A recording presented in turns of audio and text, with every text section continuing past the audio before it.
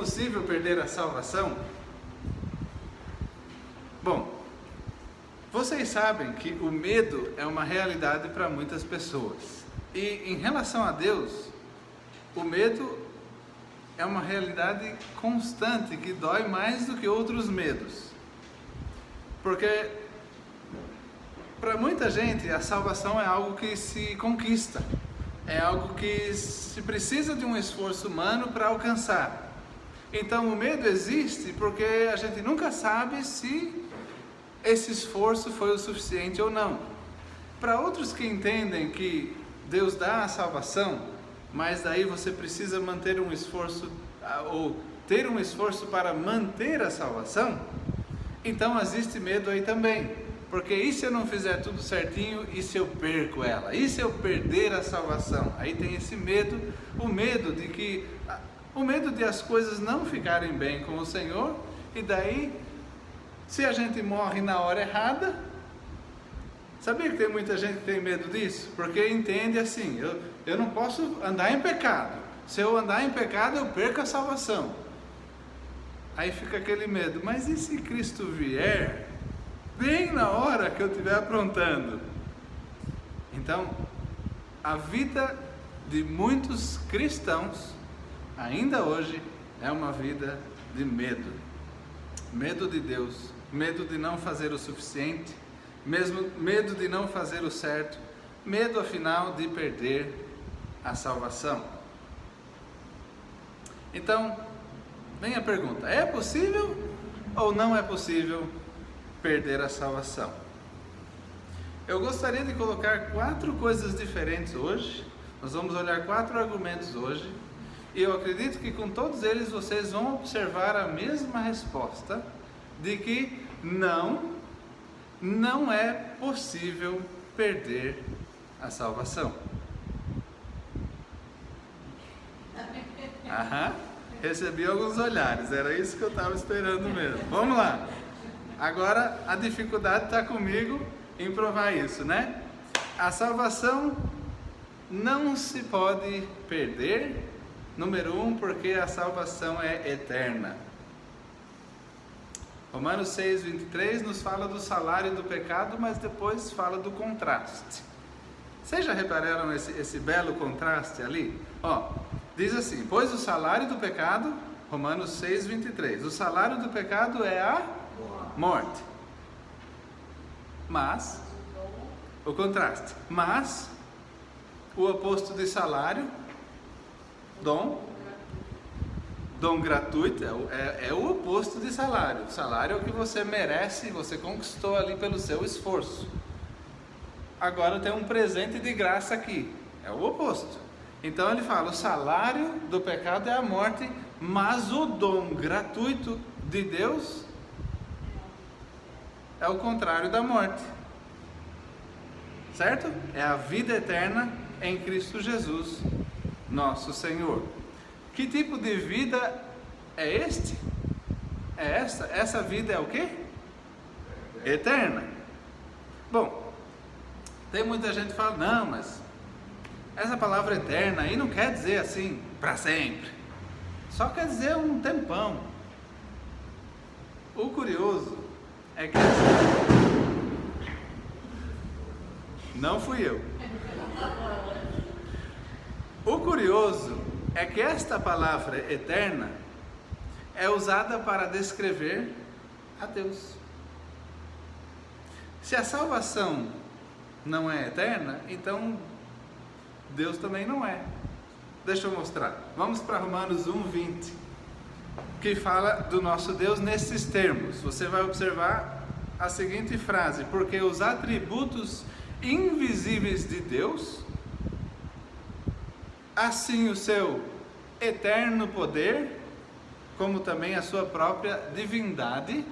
E daí o resto do versículo fala mais coisas, mas olha como ele fala dos atributos de Deus, a divindade dele e o seu poder. O quê? É um poder eterno.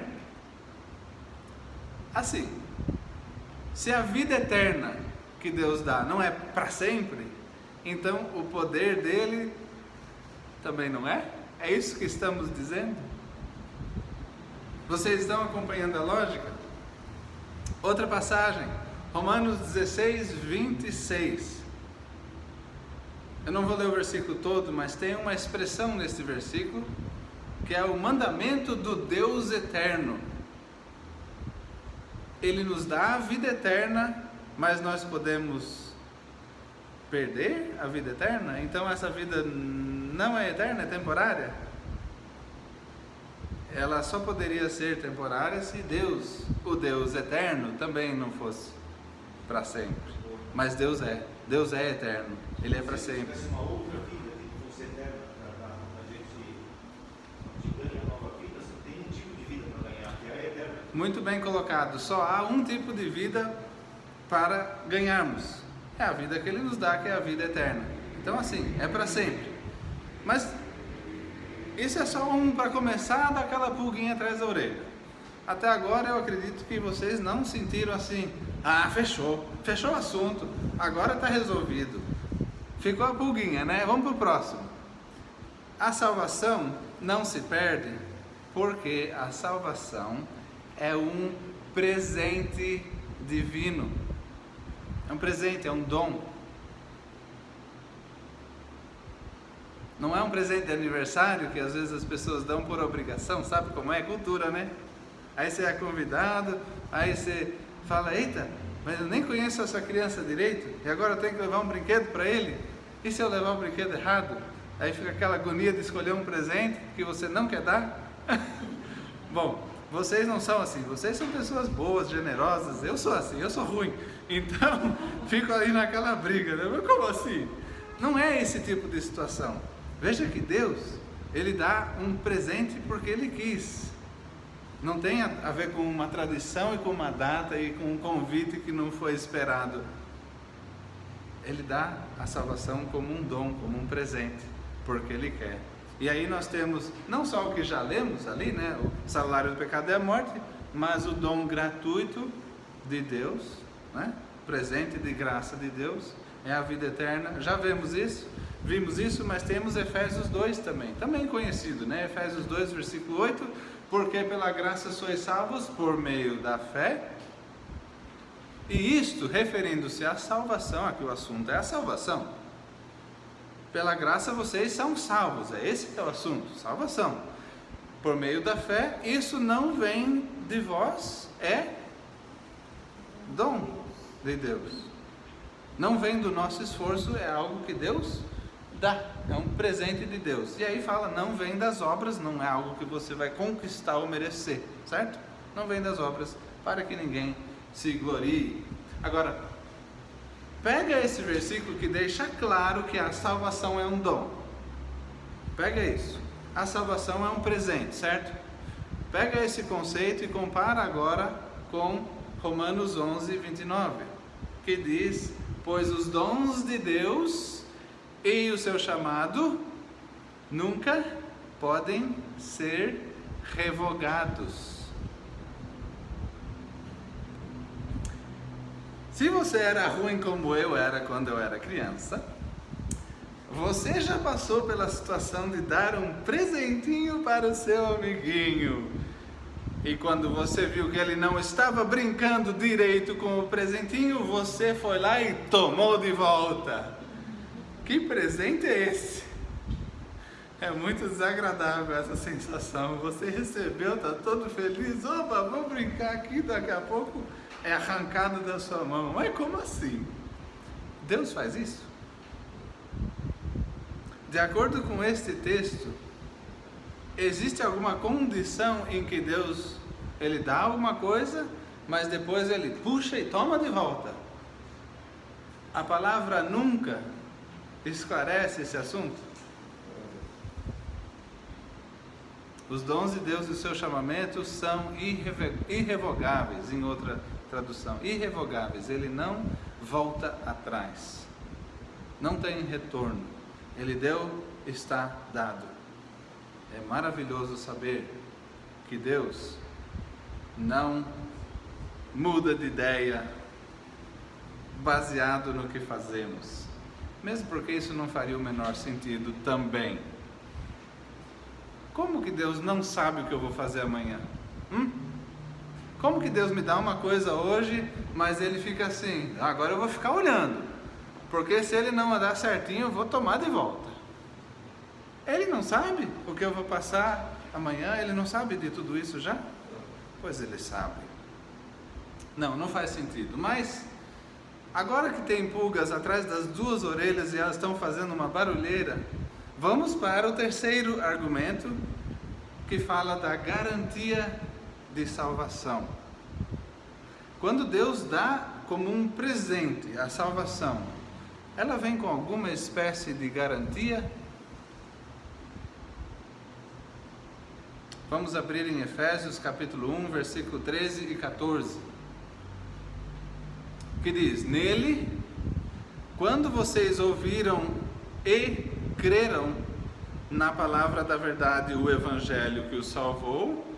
Vamos por partes, gente, porque é importantíssimo entender isso aqui, porque existe uma sequência, e existe uma sequência de tempo mesmo. Qual que é a palavra que indica tempo aqui?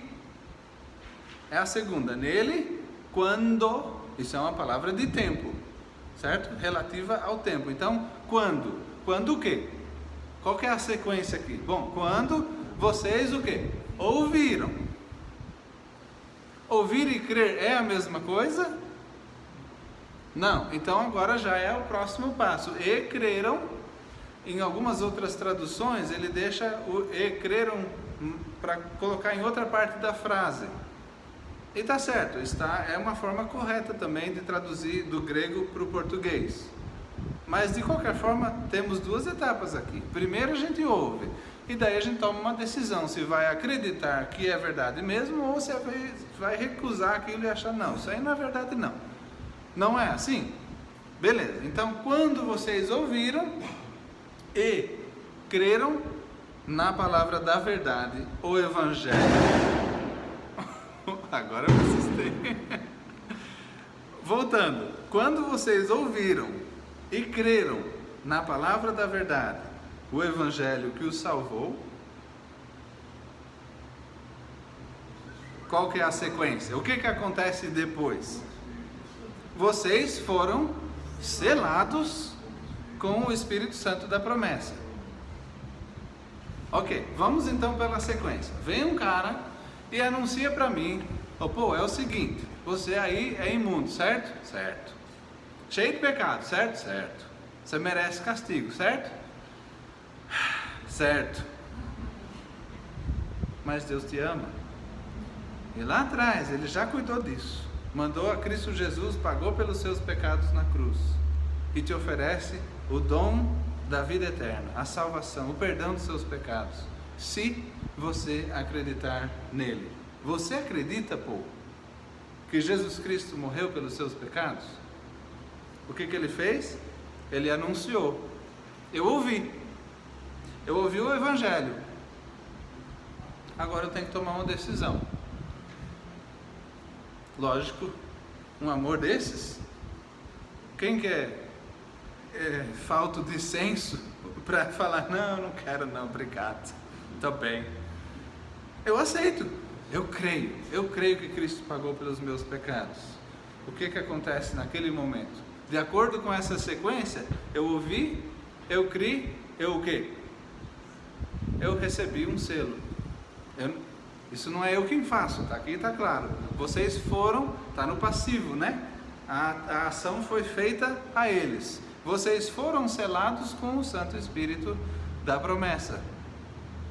Olha que coisa maravilhosa. Quando você conta do Evangelho para alguém, você pode não ver, mas se aquela pessoa crê, acontece ali algo espiritual tão poderoso, que pega essa pessoa da morte espiritual e passa ela para a vida espiritual. Ela tem agora vida eterna.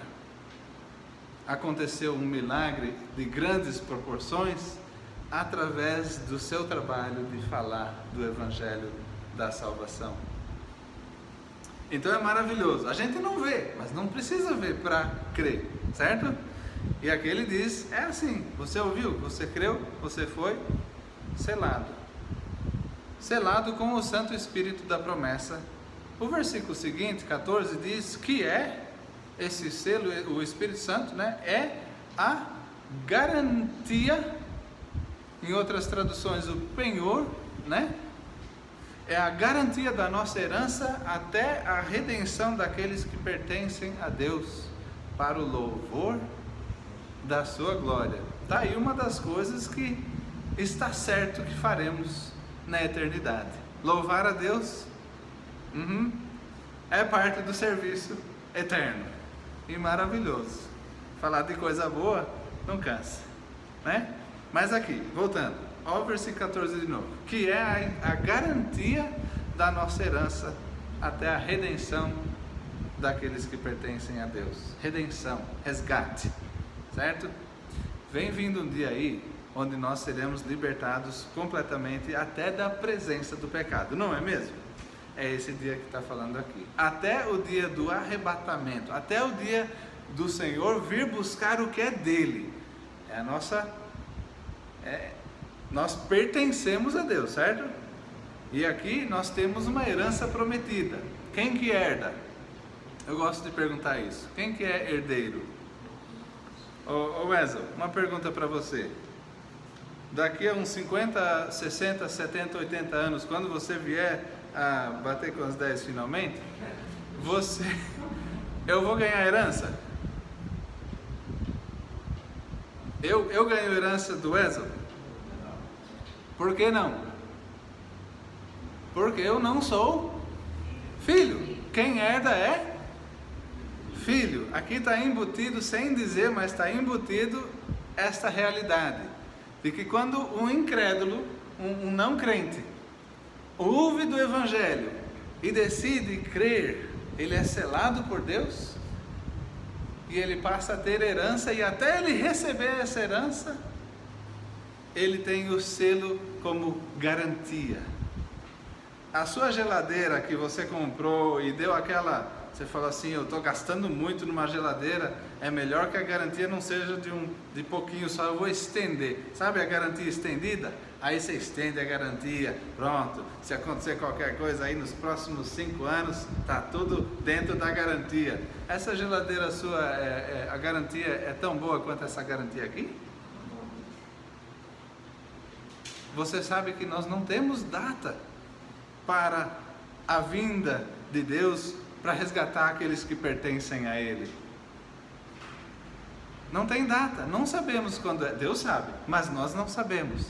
Mas mesmo assim, até esse dia, temos aí uma garantia, e não é uma garantia fraca, é o próprio Deus Espírito Santo que está selado em nossos corações. Eu gostava de imaginar a ideia do selo. Quando criança eu pensava, o selo como numa carta, né? Aí você vai ali no correio, compra o selo, põe na carta. O que o selo garante? Garante que está pago, boa, né? Está pago. E 2, que vai chegar ao seu destino. A ilustração era perfeita, mas esse selo aqui não tem nada a ver com o selo de carta nosso. Esse é o selo real. Na época, quando se usava essa palavra, se entendia que o selo era aquela aliança ou aquele anel com um signete, aquele baita anel com o símbolo do rei.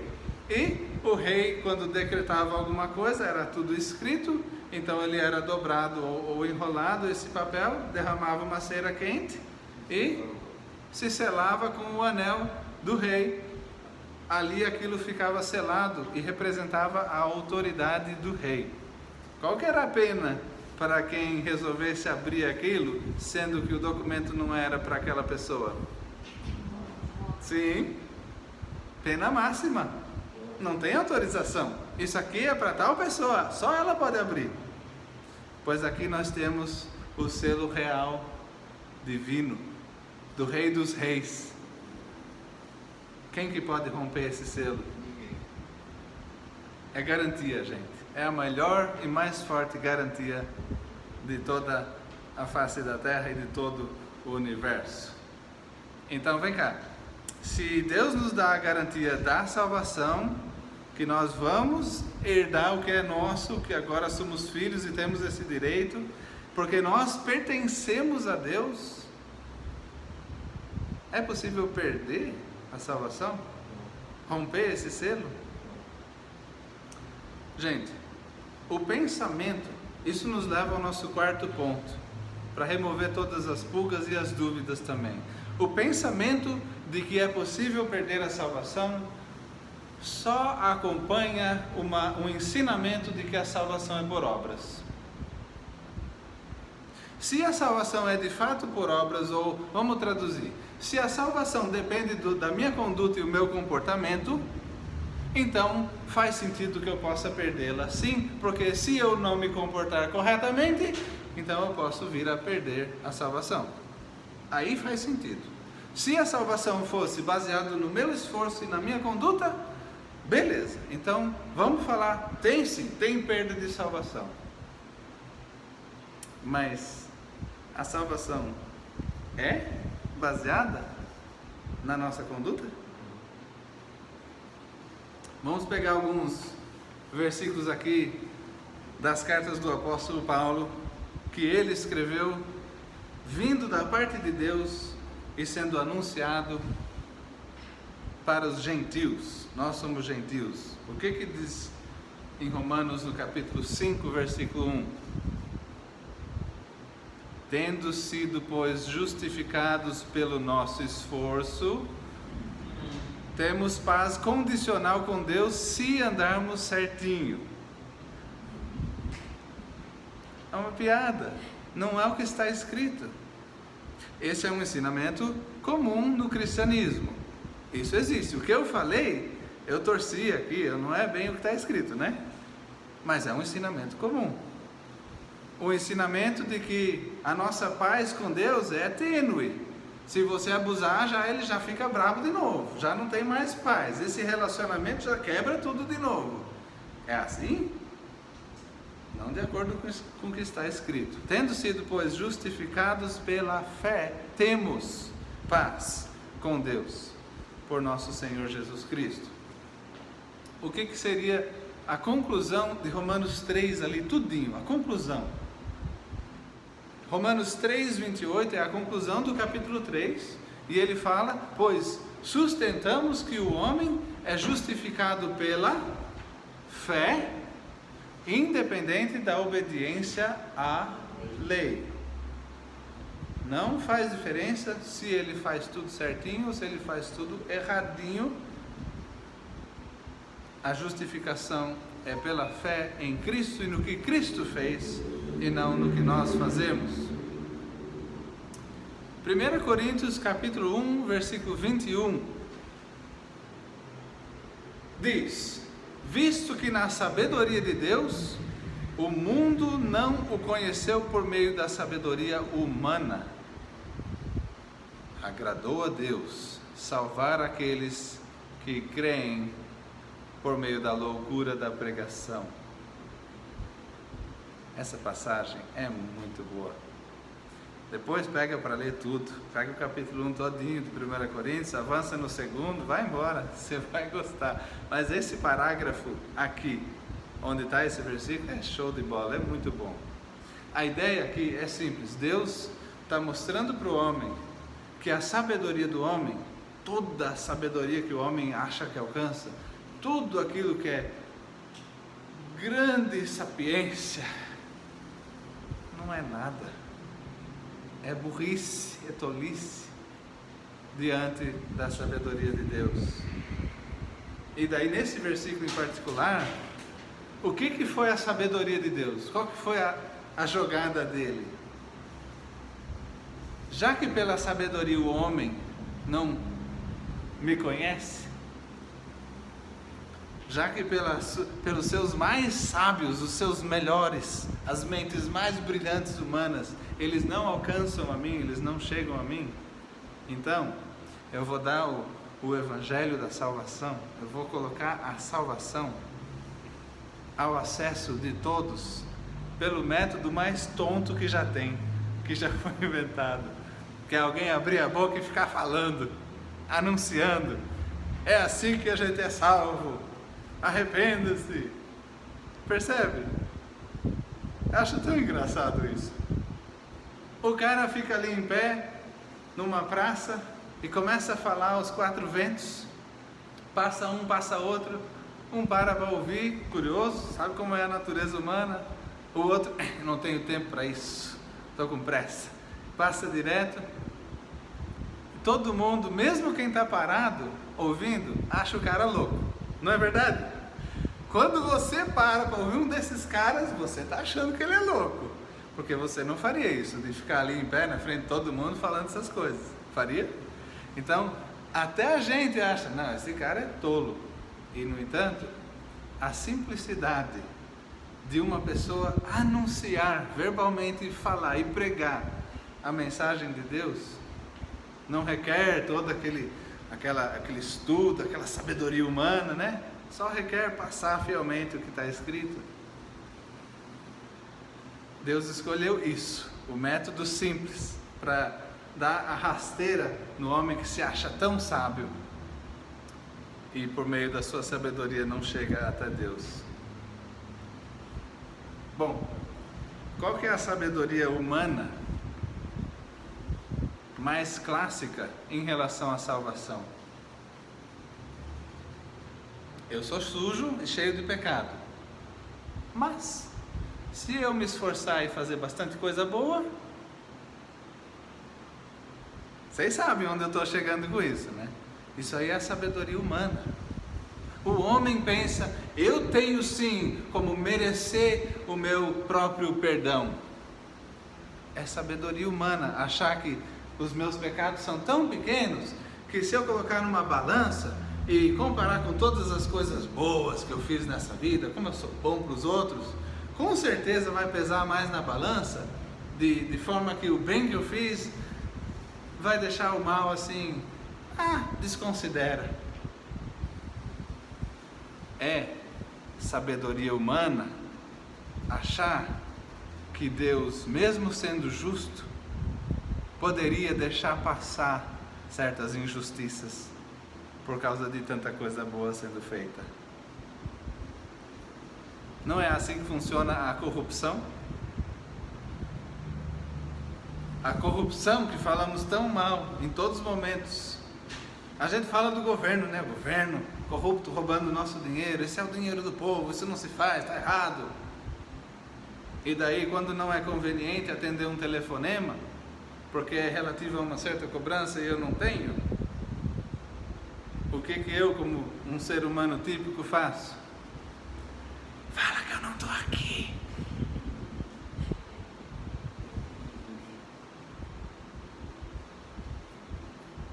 Uma mentirinha, que é um pecado pequeno, para ter um benefício maior.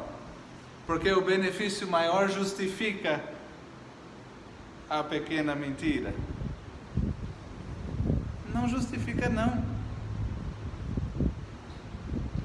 É sabedoria humana achar que isso justifica tudo. Gente, o homem não pode se salvar, não é possível.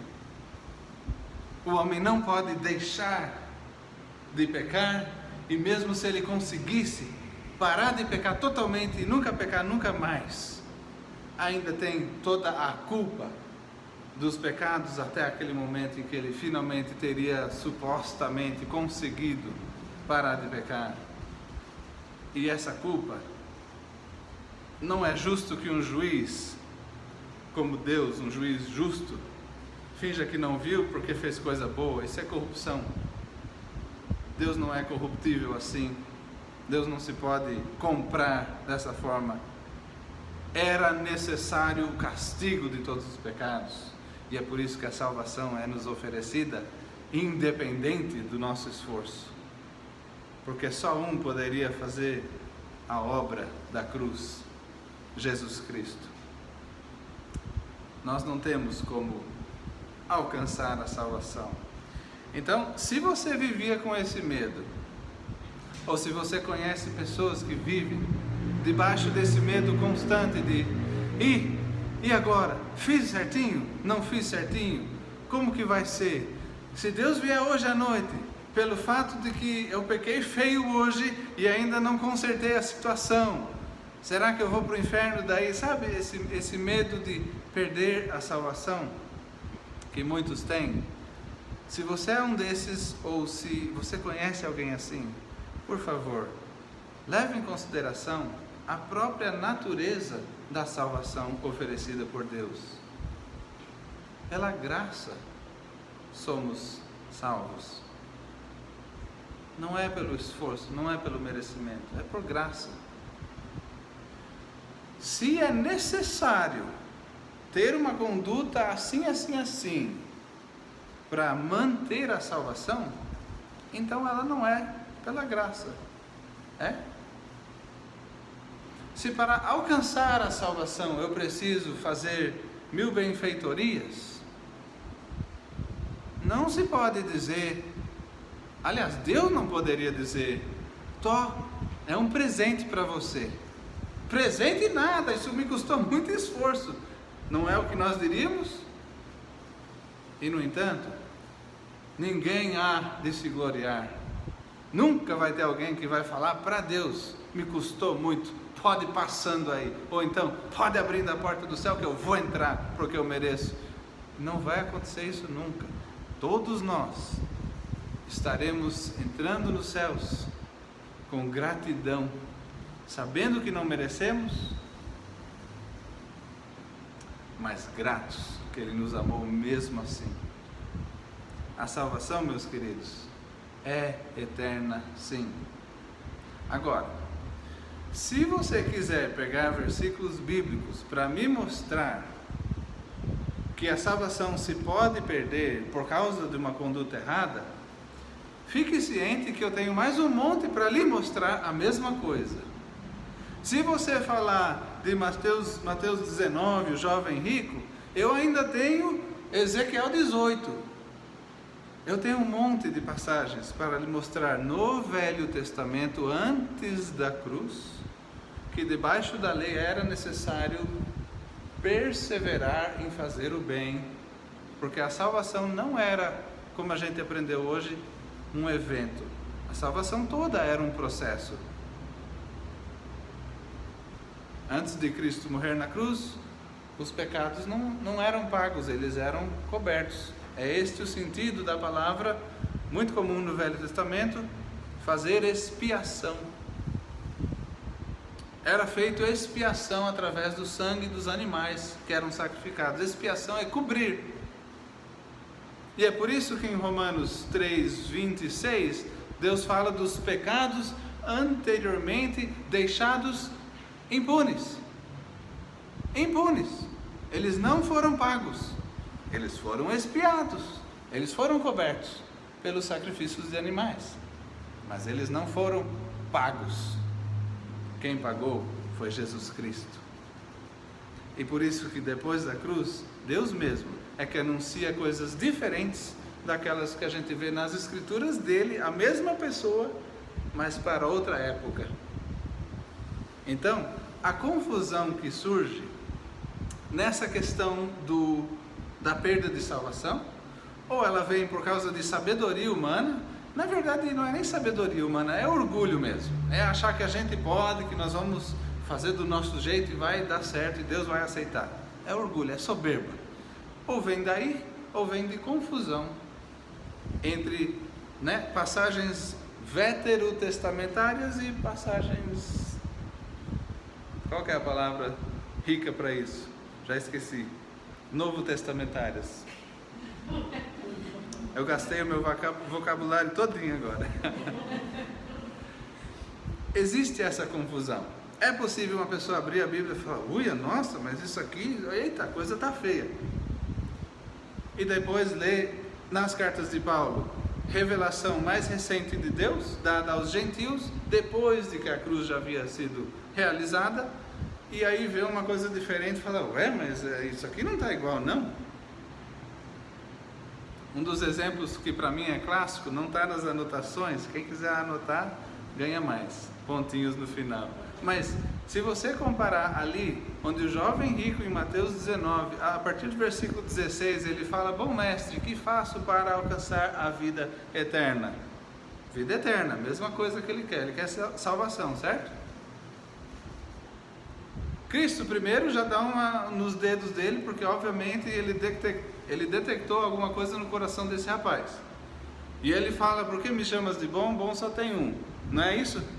Mas daí, o que Cristo faz é, ele responde a pergunta: o que eu faço para ganhar a vida eterna? Cristo responde: se queres entrar na vida, crê que eu morri na cruz pelos seus pecados. É isso que está escrito em Mateus 19? Não, gente. Ali ele fala: se queres entrar na vida, guarda os mandamentos. Naquele momento ali, antes da morte dele na cruz, era necessário sim guardar a lei de Moisés. Aí você fala: mas olha que interessante, em Atos 16, o carcereiro faz uma pergunta para o apóstolo Paulo e para Silas, praticamente igual. Ele usa um pouquinho de palavras diferentes, mas ele fala a mesma coisa. Atos 16, acho que é 31, ele leva eles para fora e ele fala: senhores, que devo fazer para ser salvo? Está vendo como ele usou um palavreado bem semelhante, mas não idêntico? Um falou que eu faço para ganhar a vida, o outro falou que eu faço para ser salvo. Mas é a mesma ideia, vocês concordam? É a mesma essência, é a mesma pergunta. Qual que deveria ser a resposta? Se queres entrar na vida, guarda os mandamentos. A questão é que nesse ponto da história, já é depois da cruz, Cristo havia já sido crucificado, ele já havia pago por todos os pecados, ele já havia subido aos céus, ele estava já assentado à direita de Deus, e de lá, este mesmo Cristo deu revelações novas ao apóstolo Paulo. Ele chama isso do mistério, coisas que estavam, é um segredinho que Deus guardou desde o começo, e aí ele revela. E aí, esse apóstolo Paulo, quando ouve a mesma pergunta, ele não fala: obedece tudo certinho que vai dar certo. Ele fala: creia em Jesus Cristo e serás salvo, tu e a tua casa. Todo mundo aí, quem crê em Cristo vai ser salvo. Não é maravilhoso? A coisa mudou. Mudou porque Deus deu revelação nova. E é isso que eu gostaria de deixar claro. Existem sim passagens na Bíblia mostrando que se a pessoa não continua fielmente no guardar das leis de Deus, ela tem o acesso à vida eterna cortado. E são passagens duras, é duro de ler. Mas nós temos também a mudança, uma mudança que veio da parte de Deus, e que hoje não é correto anunciar que uma conduta correta vai levar à salvação, porque não leva. A conduta correta foi a conduta de Jesus Cristo, só. Então nós dependemos dele. E quando cremos nele, somos selados e o assunto está encerrado para Deus. O selo é a garantia permanente da salvação eterna, baseada na graça e não nas obras. Amém?